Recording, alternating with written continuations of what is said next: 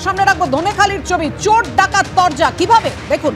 মাঝে কেন্দ্রীয় বাহিনী আর মুখোমুখি হুগলির বিজেপি প্রার্থী লকেট চট্টোপাধ্যায় ও ধনেখালির তৃণমূল বিধায়ক অসীমা পাত্র।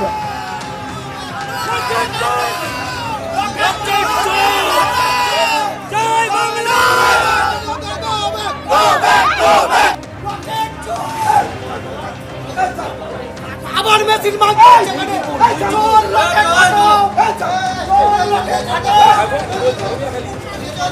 ধনেখালিতে আমরা রয়েছি, একদিকে লকেট চট্টোপাধ্যায় রয়েছে।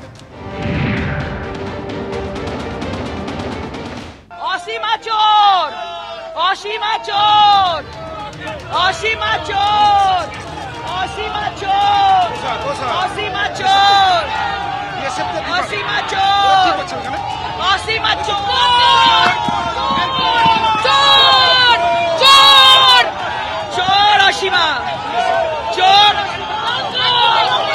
একদিকে লকেট চট্টোপাধ্যায় চোর, অসীমা এবং অনেক এদিকে দেখা যাচ্ছে লাঠি উঁচিয়ে র্যাফ, লাঠি উঁচিয়ে র্যাফ ছিল, চাপ্পা করছিল, চাপ্পাকে। এই তোর মায়ের বয়সী, তোর মা, তোর মাকে তুই বলিস?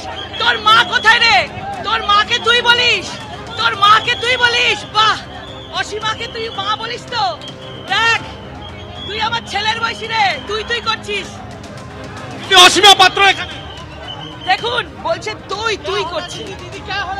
লকেট চট্টোপাধ্যায় একদিকে অসীমা পাত্র, সরাসরি সেই ছবি তোমাকে দেখাচ্ছি। আজকে ছাড়া যাবে না, লোকের চ্যাটার্জিকে ছাড়া যাবে না। আজকে আমার বুথ ক্যাম্প কেন ভাঙবে?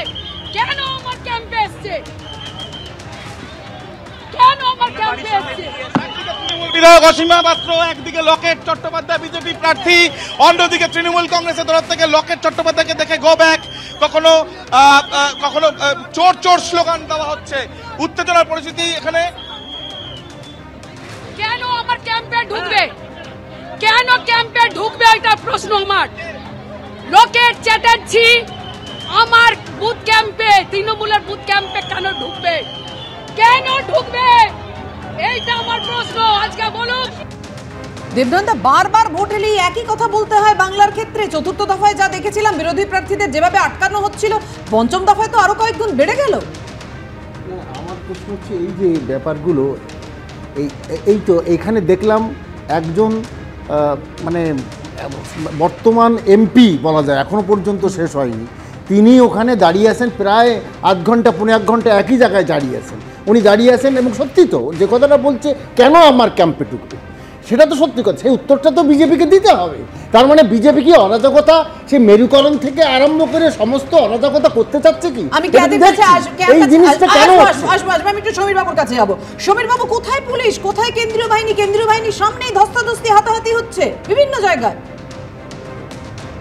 আমি আগেও বলেছি, আবার বলছি যে কেন্দ্রীয় বাহিনীকে দে নিড এভরিথিং। তারা বিভিন্ন ফ্রন্টিয়ার থেকে আসে। এই ইলেকশনের সময় তাদের যে কি দায়িত্ব, কি কর্তব্য এবং কতদূর সেই কর্তব্য পালনের জন্য তাদের হাত আছে, সেইটা তাদের জানানো হয়নি। আদারওয়াইজ আজকের দিনে 70,000-এর উপর এই কয়েকটা সিটের জন্য রয়েছে এবং প্রবাবলি, আমি যদি ভুল না করি, তাহলে কয়েক হাজার, অন্তত 20-25,000 রয়েছে পুলিশের লোক। আমরা দেখতে পাচ্ছি কিন্তু পুলিশ কিংবা কেন্দ্রীয় বাহিনী যারা আছেন তাদের সকালের দিকে তারা খুব ভিজিবল ছিলেন না, কিন্তু এখন যেটা দেখলাম তারা কিন্তু কোয়াইট ভিজিবল এবং চেষ্টা করছেন তাদের করার। তবে আরো বেশি করার ছিল। এই জন্য বলছি যে অন্ততপক্ষে 700 কিউআরটি কুইক রেসপন্স টিম বানানো হয়েছে। তারা কোথায়? তাদের রোলটা কে দেখবে? কেন তারা আসছেন না যেখানে এই ধরনের হচ্ছে, টু রিইনফোর্স যারা ওখানে ডিউটিতে রয়েছেন তাদের সঙ্গে? ভোটাররা নিজে বলছেন যে প্রার্থী তো লড়লেন, দীপশিতার ক্ষেত্রে আমরা দেখলাম। আমি অভিষেকের কাছে আসবো। অভিষেক, কংগ্রেস প্রার্থী আজহার মল্লিক, তাকে বাঁচাতে বুথের মধ্যে আশ্রয় নিতে হলো।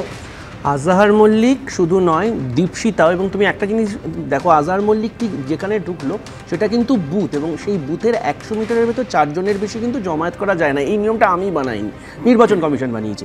আর রিগার্ডিং কুইক রেসপন্স টিম, আমি দীপশিতার এই অ্যাটিটিউডটাকে অসম্ভব সম্মান করছি যে ও যেভাবে ব্যাপারটাকে মিটিগেট করলো। কিন্তু ফিডব্যাক নিয়ে আমার কিঞ্চিত আপত্তি আছে, কারণ আমি রাস্তায় নেই যদিও, লকেট থেকে শুরু করে অর্জুন সিং থেকে শুরু করে সবাই এক কথা বলছে যে সিআরপিএফ কোথায়, সিআরপিএফ এর সঙ্গে সেটিং হয়েছে অথবা কুইক রেসপন্স টিমকে দেখা যাচ্ছে না। এই অভিযোগটা আমি করিনি, এই অভিযোগটা বিজেপির লোকেরা করেছে।